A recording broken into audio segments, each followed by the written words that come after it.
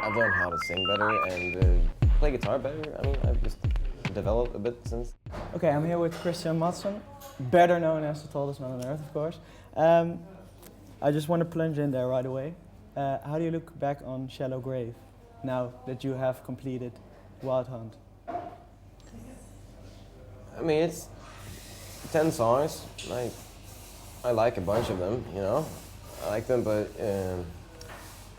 I think I've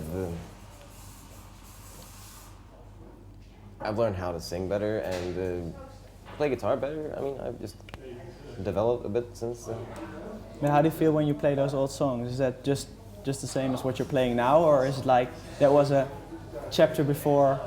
No, I mean, no, they're not that different in that sense, you know, like they belong to a different time or anything, you know, but it's weird and it's hard to describe, but you can sing a song 100 times and like at one point it gets so boring and you lose the feeling of the song, but you just put it away for a while and you find it again and it could be as fun as the first time, you know. You already said that you've become a better singer and a better guitar player. I think you sound a lot more confident on this new album. Are you more confident, or is it? Yeah, probably. You know,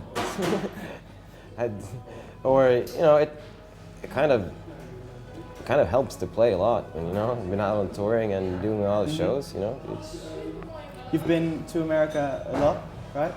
Yes. Have you? Yeah. Okay.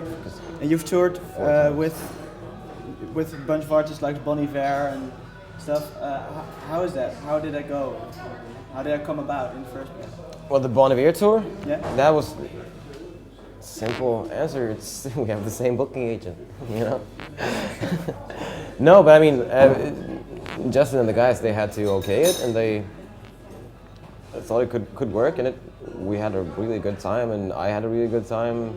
You know, playing in those kind of venues, like beautiful theaters, like Town Hall in New York and stuff like that, and it helped me a lot, you know, because there was a lot of people at those shows, and then when I did my headline tour in March, April, there was a lot of people coming from those shows to my shows. So.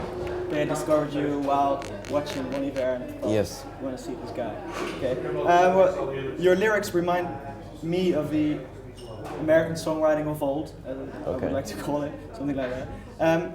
And also its vocabulary is quite the same. How did you get familiar with that kind of vocabulary?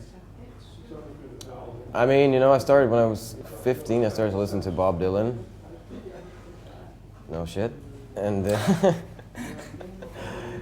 but through him, you know, then I tried to figure out, because, you know, on the first album, his debut album, he sings a lot of covers and like old songs, and you're like, you know. So I kind of try to figure out where those songs came from, and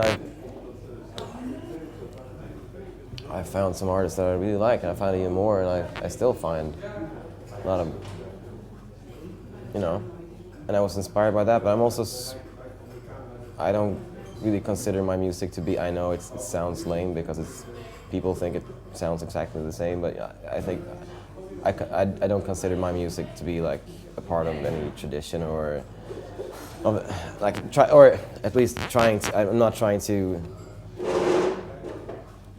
be a part of tradition or like some heritage or something, you know, because I listen to a lot of new music too, and you know, but this is how I play, this is how I write songs. So.